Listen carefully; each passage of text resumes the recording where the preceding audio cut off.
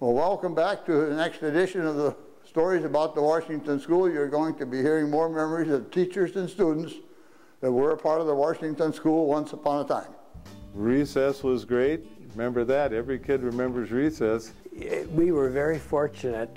Out on the playground to the west was a big skating rink.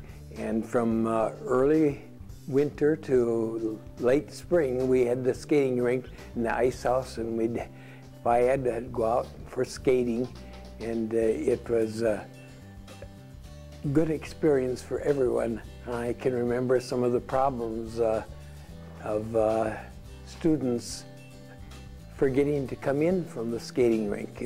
They would rather skate than be in the classroom. And that didn't always work.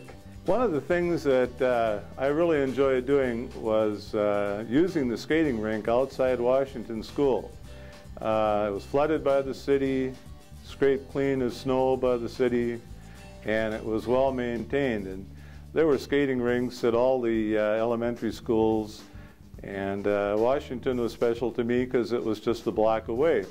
From the time there was ice until it melted in the spring, I skated just about every night, and it was really enjoyable.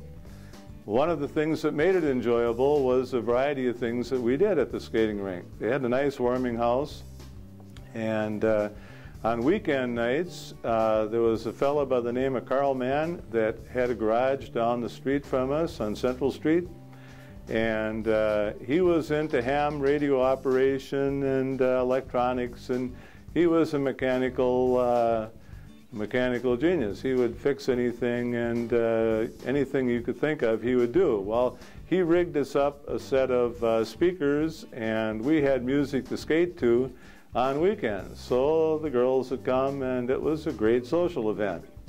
When he wasn't playing music, we'd play tackle pump on skates, which meant you went across and one person was it. He'd have to tackle everybody, and the longer you could evade the person that was trying to tackle you, the better you are, and the last one won.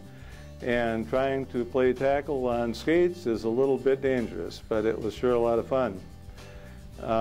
We also played a little shinny hockey, and didn't have boards, but lost a few pucks in the snowbank, but that was life. We used to play on the playground. That was fun. They played baseball, and they played, they used to play leapfrog. That was a game that they used to play. They always had kids down there on the ground, you know, leap. The softball field was the football field, and so as a female we didn't get to participate very often, but around the back, kind of where the kitchen was, there's I don't know, like a bluff, and then there was a hill. It was all concrete back there, but that was our dodgeball field. And it worked absolutely perfect because it kind of went up on one side, and one team was on the elevated and the other team was down below, and you couldn't cross the line because it was a drop-off. So that was many, many hours of dodgeball. Back when I went to school there, the new playground wasn't there. Well, it was there in the later years. So in the early years, we didn't really do playground. We a lot of inventing games and making up games, basketball courts, foursquare, a lot of jump roping, just a lot of make-believe type games and not so much the playground type activities.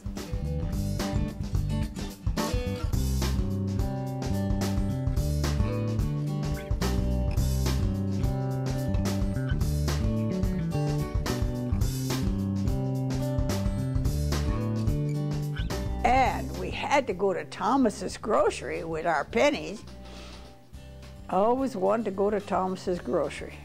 During World War II, with the war going on, we also had food stamps at that time. And of course, I was getting old enough after a few years to take the food stamps to Thomas Grocery, which was right across the Central Street from the Washington School. It's a beauty parlor right now. But at one time, it had a very important purpose in every life of every student that ever went to Washington School. Anyone that's ever gone there, I'm sure, tried to get some pennies, a nickel, a dime, a quarter would be unbelievable. But if you got a nickel, you could go to Washington Grocery, or to Thomas Grocery, I should say, and you could get penny candy.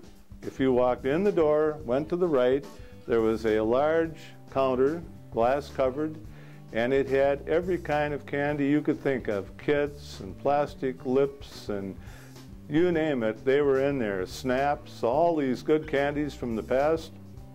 And Morg would stand there and he'd say, well, what do you want now? Make up your minds now. We got to make up our mind. And here we had 5 cents and had 5 choices, and we'd spend 15, 20 minutes, and how he made money selling penny candy, I'll never know. And Ike took over when Morg no longer had the store, and he had the penny candy. Ike was just a special person to everybody that went to school here, and we had to finally have students have permission to go, because whenever we'd have recess, there'd be someone running over for penny candy, and we couldn't have that during recess. Had to wait till after school, and then you had to hurry and get back here to catch that bus. When we needed supplies, a lot of times we could send the kids. You know, they were able to run to the store, and Mr. Thomas had so much patience because the kids could get, you know, we could give them $1 to go come back with a bag full of candy, and they, you know, could be over there 15, 20 minutes just picking out different kinds of penny candy for everyone, and so that was always a challenge.